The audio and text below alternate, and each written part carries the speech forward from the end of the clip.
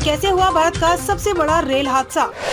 कितने लोगों की गई जान और किसकी थी गलती?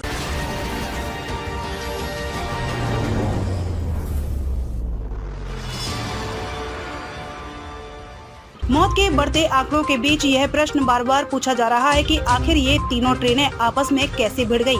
जब दो ट्रेनों के बीच जबरदस्त भिड़ंत हो गई थी, फिर तीसरी ट्रेन कैसे पलट गई? ऐसे ही कुछ सवालों के जवाब अमर उजाला ने खोजने की कोशिश की। उड़ीसा के बालासोर में हुए रेल हादसे में अब तक 280 लोगों की मौत हो गई है। इस भयानक दुर्घटना को लेकर लोगों के मन में कई तरह के सवाल उठ रहे हैं। मौत के बढ़ते आंकड़ों के बीच यह प्रश्न बार बार पूछा जा रहा है कि आखिर ये तीनों ट्रेनें आपस में कैसे भिड़ गई।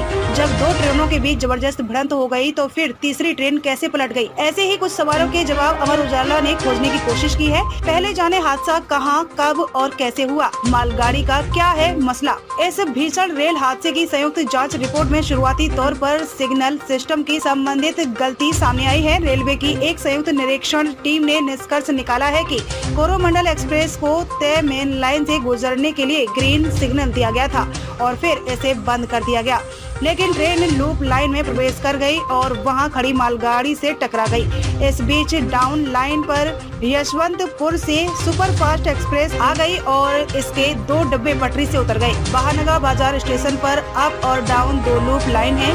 किसी भी ट्रेन को लूप लाइन पर तब खड़ा किया जाता है जब किसी ट्रेन को स्टेशन से वापस कराया जाना होता है। दोनों एक्सप्रेस ट्रेनों की भिड़ंत में ट्रेनों की 21 से ज्यादा बोगियां पटरी से उतर गई। इसके चलते हादसे में 280 से अधिक लोगों की मौत की पुष्टि हो गई है। यह संख्या बढ़ भी सकती है क्योंकि हादसे में 900 लोगों से अधिक लोग घायल हुए हैं। हादसे के 1 घंटे बाद शाम को करीब 8 बजे बालासोर में एक ट्रेन के पटरी से उतरने की खबर आई। इसके बाद दूसरी ट्रेन के पटरी से उतरने की बात पता चली।